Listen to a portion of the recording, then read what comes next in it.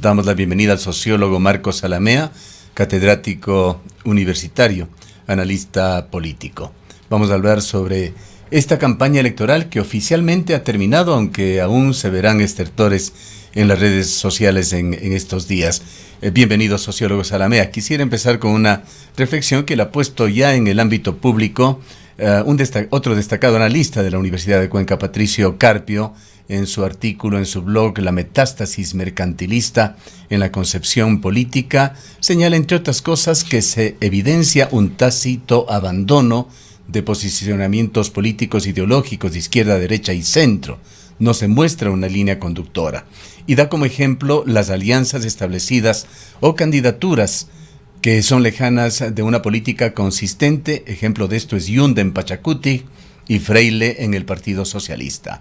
Páez con Democracia Sí y Sociedad Patriótica, todo esto en Quito. Vanegas en Pachacuti en Guayaquil, o el fallido Luca Palanca en Unidad Popular en Cuenca, y de estos casos hay evidencias en todos los cantones de la patria.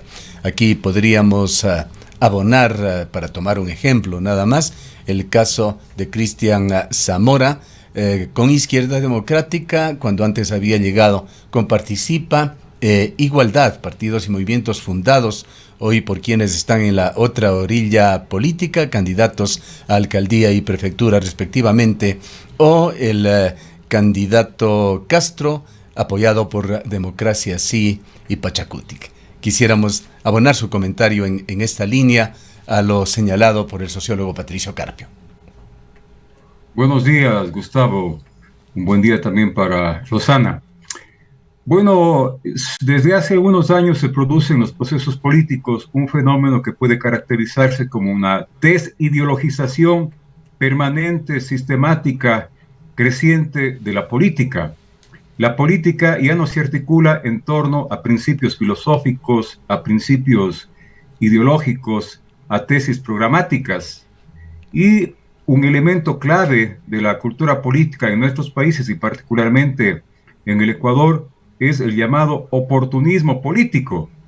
Los políticos oportunistas son precisamente quienes hablan constante y reiteradamente en sus discursos de que las ideologías no existen y que la única ideología, entre comillas, que existe es la ideología del servicio.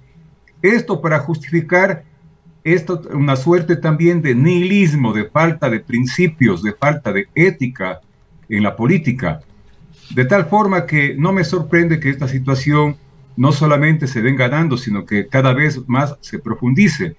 En algún momento yo le decía precisamente a usted de que en este contexto y en este marco, los partidos políticos en general, con excepciones ciertamente, se han convertido en tiendas de alquiler de camisetas políticas.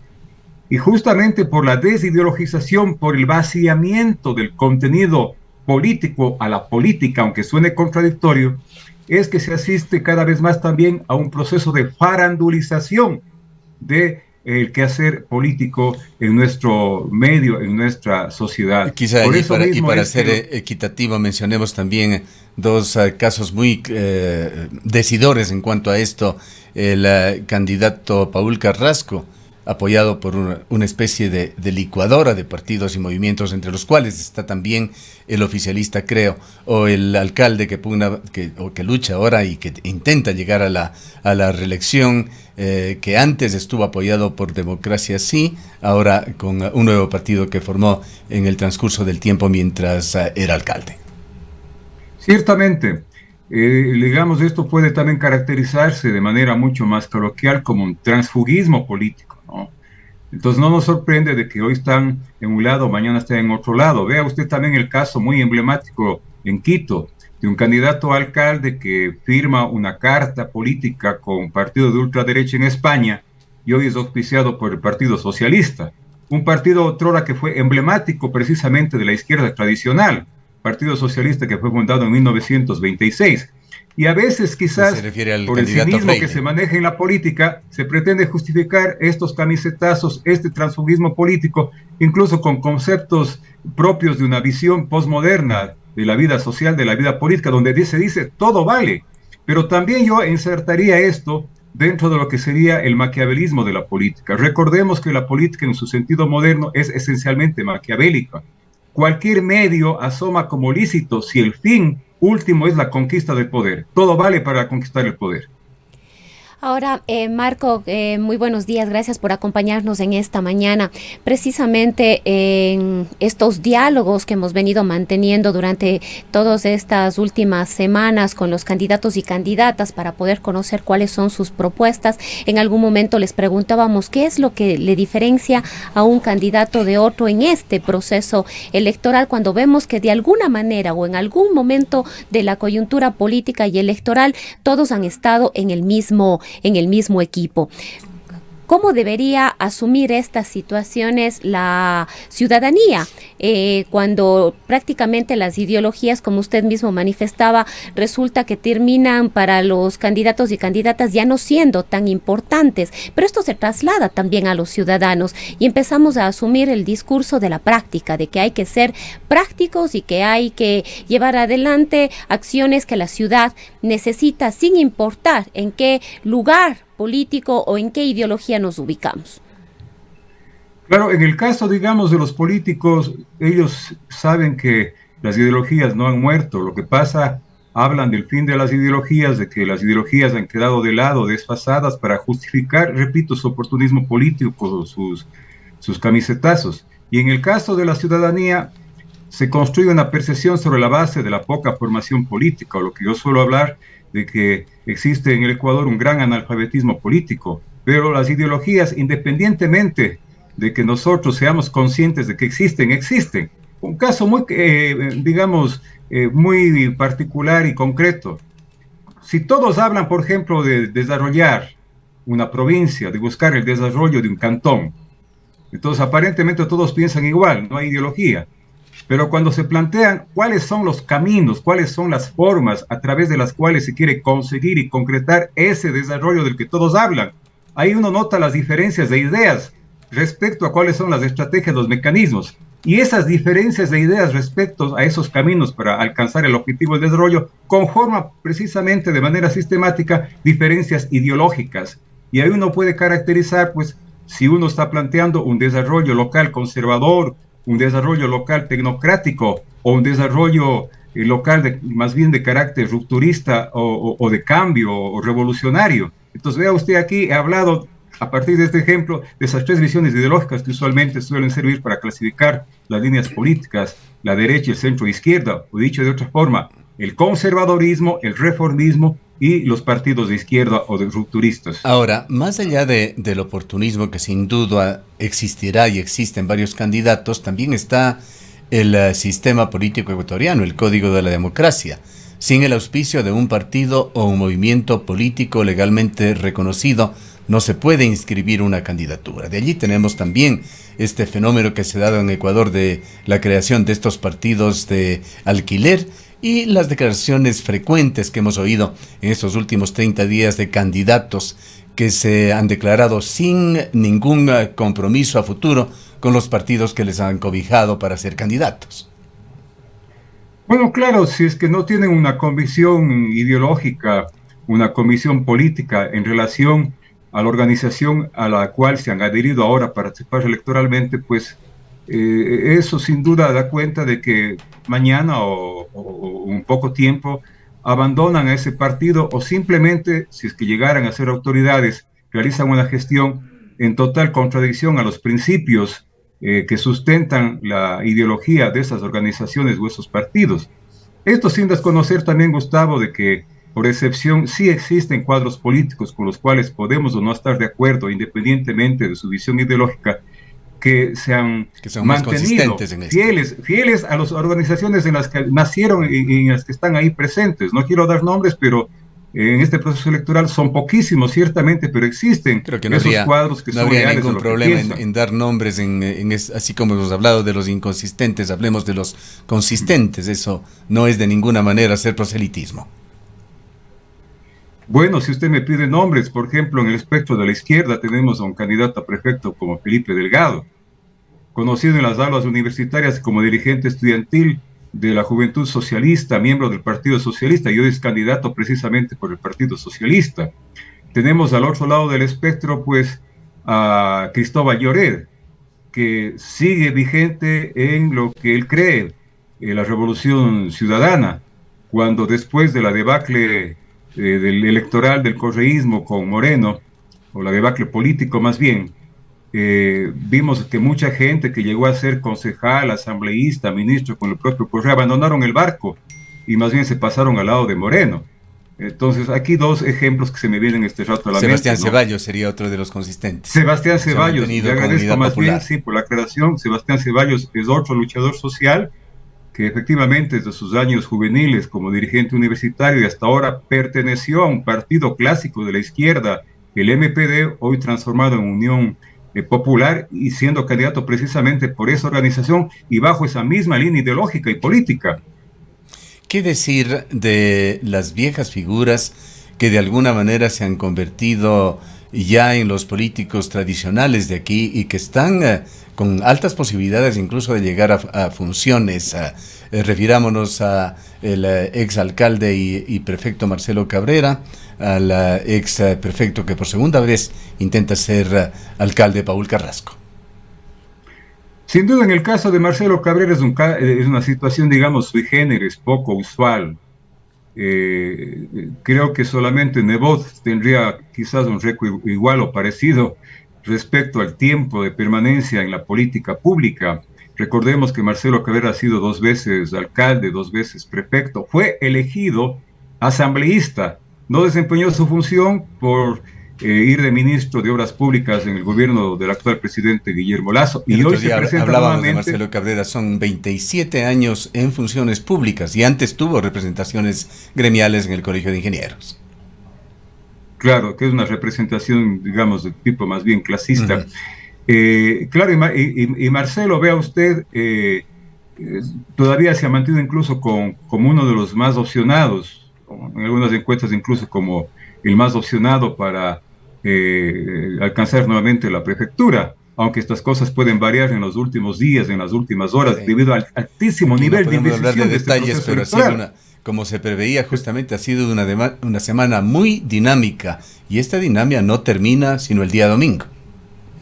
Sí, porque la campaña sigue y que va a seguir con mucha más fuerza a través de las redes sociales, que no tienen la posibilidad de ser reguladas y controladas en relación precisamente a la lucha electoral que va a seguir, y va a seguir además con las informaciones falsas, con la campaña sucia, y buscando siempre denigrar del candidato adversario, ¿no? Tratando de conquistar el voto a través de las antipatías o simpatías, y no precisamente a través de lo que sería bueno en una sociedad con una cultura ciudadana y democrática, a través de argumentativamente defender las propuestas, porque la gente no está fijándose en las propuestas, sino básicamente, como he reiterado también, en el enganche emocional que logre generar un candidato en el electorado.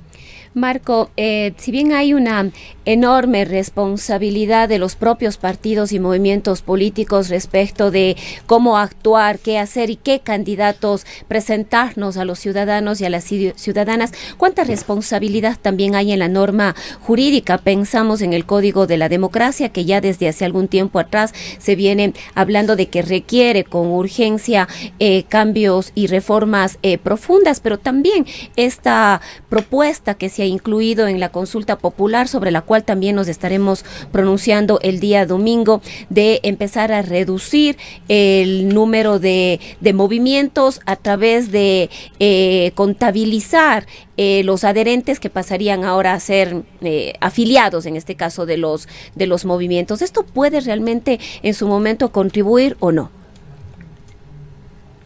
Bueno, si es que se garantiza que hay una permanencia de afiliados o adherentes a las organizaciones políticas, per se esto no garantiza pues elevar la calidad de los candidatos y candidatas y consecuentemente la calidad de los representantes políticos que son elegidos por los votantes, por el público elector. Eso supone otro tipo de reformas, como por ejemplo reducir el número de candidatos y candidatas a partir no solamente de que tengan que tener el auspicio de una organización política para ser candidatos o candidatas, sino que adicionalmente tienen que presentar un respaldo electoral mínimo con un número de firmas que se hace un 3 o 4%, a lo mejor un 5% de las personas inscritas en el padrón electoral.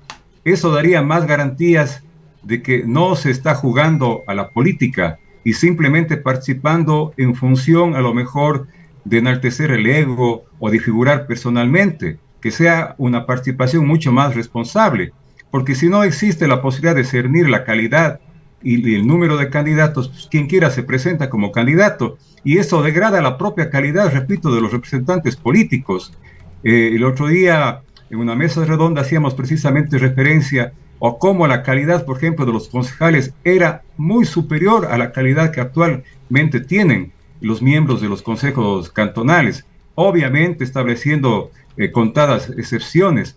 La propia calidad de los asambleístas, es decir, hay una degradación, un deterioro de la calidad de los representantes políticos, que además debe a lo mejor plantearse como parte de esta reforma que estoy hablando, de exigir un número mínimo de respaldo para la inscripción de una candidatura, la posibilidad de presentar alguna certificación de que hay algún tipo de conocimiento de los candidatos respecto al tema de la gestión pública, respecto al tema de la planificación, al tema de la gerencia política, en fin, cosas que se articulan necesariamente a lo que va a ser una autoridad. Vale la pena también hacer un poquito más de referencia. Usted ha señalado ya esto de la campaña sucia.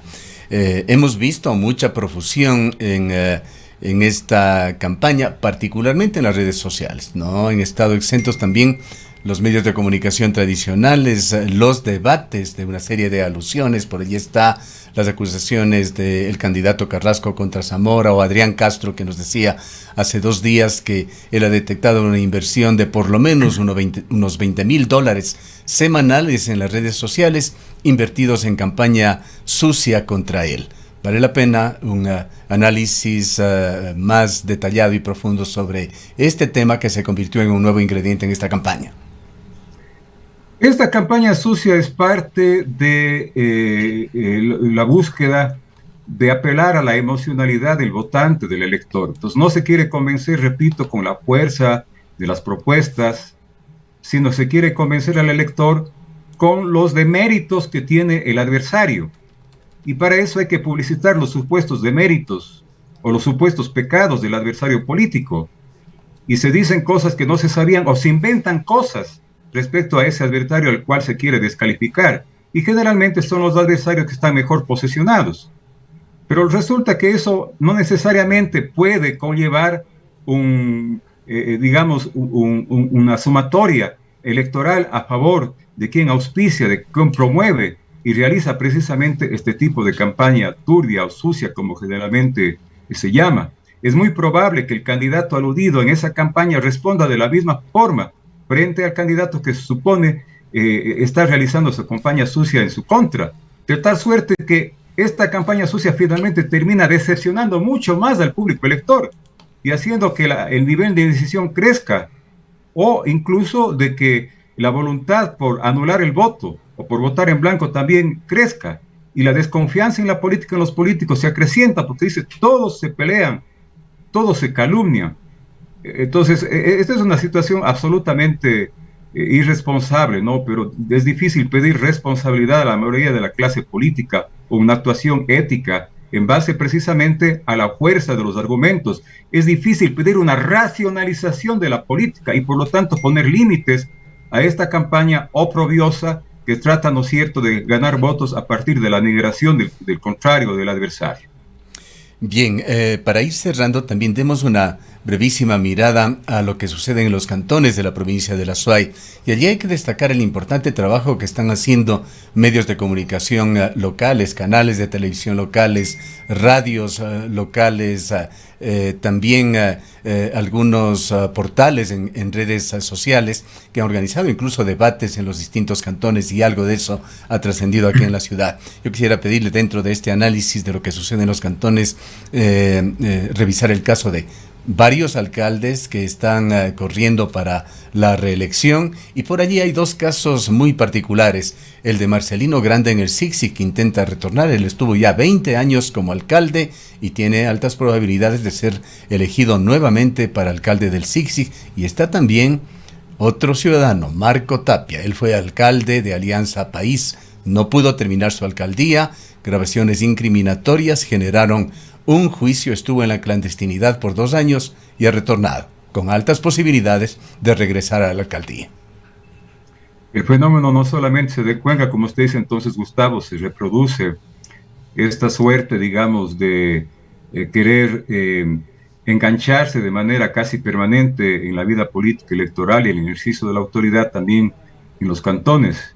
Yo he dado dos nombres, uno de ellos, el caso, por ejemplo, de Marcelino Granda, que a mí le digo me sorprendió porque él durante varias veces fue alcalde por el Partido Socialista, un partido, digamos, de izquierda, y ahora más bien le veo como candidato de una coalición que incluye al partido Creo, es decir, ya desde la derecha, ¿no? Pero bueno, esto es parte del fenómeno que ya comentamos incluso al inicio. Esto también da cuenta, digamos, de un síntoma de la falta de renovación de cuadros políticos y una suerte, digamos, de caciquismo político que todavía existe, pervive a nivel de la cultura política de las localidades cantonales, o en el caso de la propia provincia de la SOE, el Cantón Cuenca, a la que nos hemos referido. Quizás otra reforma importante que puede mejorar la institucionalidad política democrática sea la de anular la reelección inmediata, porque esto lleva a que siempre la autoridad desde el primer día, al tiempo que empieza a ejercer su función, empiece también la campaña para después de 4 años buscar la reelección. Y esto distorsiona incluso la posibilidad y el ambiente para poder renovar los cuadros políticos, renovar la clase política y mejorar la calidad de la propia clase política a la que me refería precisamente hace un momento. Bien, muchísimas gracias. No nos queda sino esperar y realmente una serie de inquietudes que aún persisten, de encuestas que se han mostrado cerradas, muy cercanas en las últimas horas, serán despejadas solamente ya hacia las 5 de la tarde del domingo, cuando con seguridad tendremos tracking polls y Gustavo, si me permite solamente sí, una idea final, claro, sobre el tema de las encuestas. Las encuestas son un instrumento, una técnica de investigación científica. Yo diría que aquello que llamamos encuestas y que no hacen sino promocionar el primer lugar del candidato que financia las encuestas, no son encuestas, son pseudoencuestas. Ojalá para próximos eventos electorales, instituciones de investigación pertenecientes a la academia puedan realizar realmente esas encuestas que tanta hace falta para orientar de manera adecuada y concisa a la opinión pública. La Universidad de Cuenca usualmente a través de diversos actores ha hecho en otras elecciones encuestas. En esta ocasión no hemos conocido por lo menos de ninguna iniciativa. ¿Se ha hecho algo allá en la universidad? Probablemente no. Ojalá más bien sea esta la ocasión propicia de lo que ha estado pasando para que, repito, la academia, nuestras universidades puedan tomar nota de aquello y a través de sus institutos de investigación, especialmente de investigación social, puedan preparar con antelación para futuros procesos electorales estudios de opinión en relación al comportamiento político electoral. Ese es un aspecto lamentable. Creo que muy pocos de los candidatos se salvan en el sentido de la manipulación de encuestas. Muchas encuestas han circulado poniendo primero o en los primeros lugares a uno u otro candidato con una inconsistencia total en unas pocas encuestas que sí merecen credibilidad. Gracias, Marcos Salamea. Gracias también, un buen día, Gustavo y Rosana. Marcos Salamé es profesor y analista de la Universidad de Cuenca. Y antes de irnos a un corte, queremos invitarles al cubrimiento que hará Antena 1 de las elecciones del próximo domingo. Nos hemos organizado con decenas de periodistas, analistas, reporteros, con una alianza, una coalición de medios de comunicación que cubriremos en forma completa toda la provincia de La Suay. Antena 1 emitirá una señal matriz para varias radios de la provincia, varios portales y canales de televisión.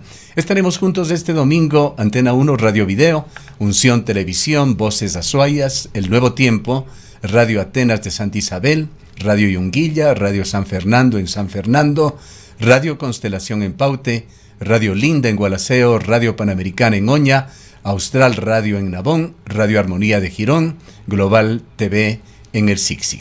El día domingo próximo tendremos una jornada que se iniciará a las 6 de la mañana y terminará solamente cuando tengamos los resultados electorales en cada uno de los cantones, aspirando que no vayan a darse problemas que no permitan por allí, en cualquiera de los cantones o a nivel de la provincia, no culminar el escrutinio, pero aspiramos que esta transmisión termine con la entrega de los resultados y el panorama claro de lo que ha sucedido en las elecciones del próximo día domingo. Desde ya nuestra invitación para que nos acompañen y estén informados oportunamente de todo lo que suceda en estas elecciones del 5 de febrero.